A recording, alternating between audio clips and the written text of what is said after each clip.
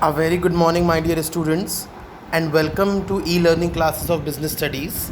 My dear students, in previous lecture, that is lecture number 6 of business studies, we have covered the principle of Fayol'S of management, and in that lecture we cover principle 1, 2, 3, 4, 5.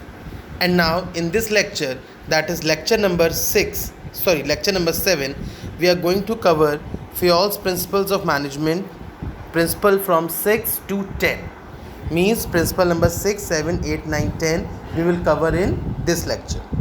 So your sixth principle is subordination of individual interest to general interest. What this principle says, it means that interest of organization must super share the interest of individual or employees. Means organisation का जो interest है वो supersede होना चाहिए हर individual के interest से. Employees और इंडिविजुअल का इंटरेस्ट ज़रूरी है, बट उससे ज़्यादा ज़रूरी है इंटरेस्ट ऑफ द ऑर्गेनाइजेशन. अगर इंडिविजुअल के ऑब्जेक्टिव ऑर्गेनाइजेशन के ऑब्जेक्टिव में हैं, then it is no problem. That means we are achieving the organizational goal. So sixth principle says that the goal of individual should be same as the goal of organization. There are some positive and effects and consequences of violation.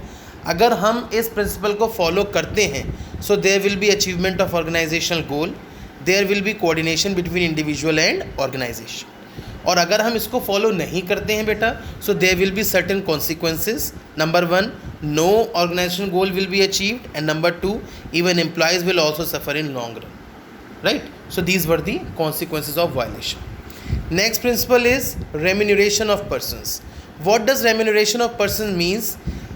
Every employee in the organization must be paid fairly or adequately to give them maximum satisfaction.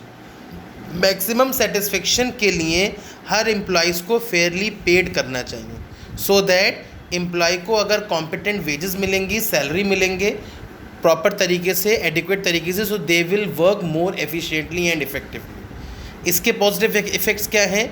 Employees motivate होता है और commitment भी अपना proper करता है. और अगर ये प्रिंसिपल नहीं फॉलो किया गया, then there will be increase in turnover of employee as well as dissatisfaction and motivation of employee. Motivation नहीं रहेगा और dissatisfaction आ जाएगा employee में. Now what is your eighth principle? Eighth principle says centralization and decentralization.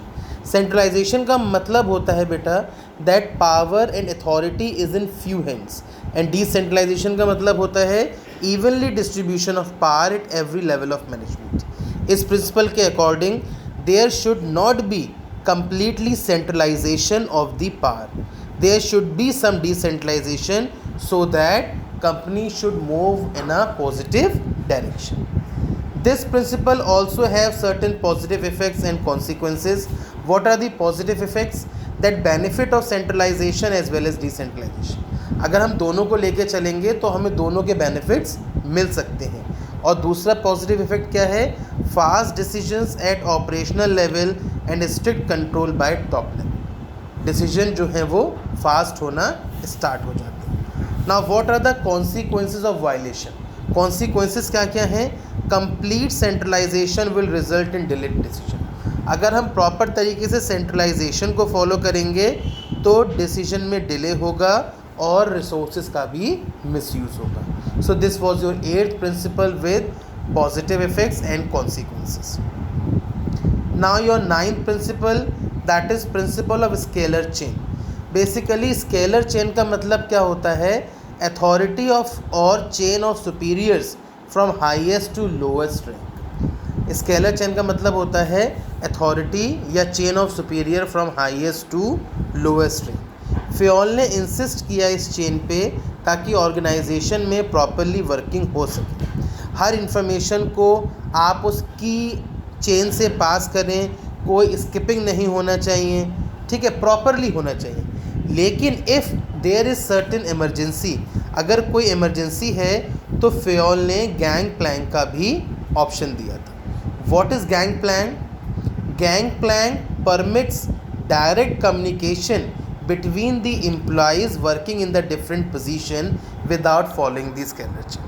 वैसे तो आपको पूरी scalar chain follow करनी चाहिए, टॉप लेवल से मिडिल, मिडिल से लोअर, फिर लोअर से मिडिल, मिडिल से टॉप। लेकिन अगर कोई इमरजेंसी है और उस इमरजेंसी में अगर हमको डायरेक्ट कम्युनिकेशन करना है तो उसके लिए फ़योल ने गैंग प्लैंक का ऑप्शन दिया था। उसमें हम directly same level of employee से कोऑर्डिनेट कर सकते हैं। आप डायग्राम देखिए, E is coordinating with O, this is your gang plank situation. What are the positive effects of scalar chain? Systematic flow of information, information का flow systematic रहता है, कोई कम्युनिकेशन गैप नहीं आता है। Now what are the consequences of violation? अगर हम इसको नहीं मानते हैं तो क्या क्या कॉन्सिक्वेंसेस होंगे? There may be communication gap, communication gap रहेगा, कोई क्लैरिटी नहीं होगी अथॉरिटी रिस्पॉन्सिबिलिटी के relationship, right. And your last principle is principle of order. Although it is not last, 4 principles are left, but this lecture का it's the last principle. Principle of order का मतलब क्या होता है? That orderly arrangement of man and material at a fix place.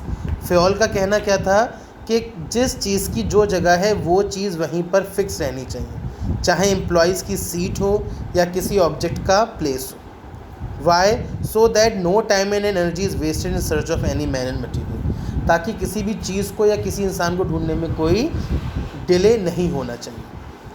Here are some positive effects of principles of order and there are consequences also. Positive effect क्या है? No wastage of time in search of man and smooth and systematic working of organization. कोई time waste नहीं होता है, smooth working होती है। Consequences क्या क्या हैं? Waste of time and energy, अगर हम इस प्रिंसिपल को फॉलो नहीं करते हैं so there will be waste of time and energy and not able to contact the people at right time, और हम राइट टाइम पे राइट पर्सन से कॉन्टैक्ट भी नहीं कर पाएंगे। So that's all from this lecture. Principle number 6, 7, 8, 9, 10 covers in this lecture. That's all from this lecture. Thank you.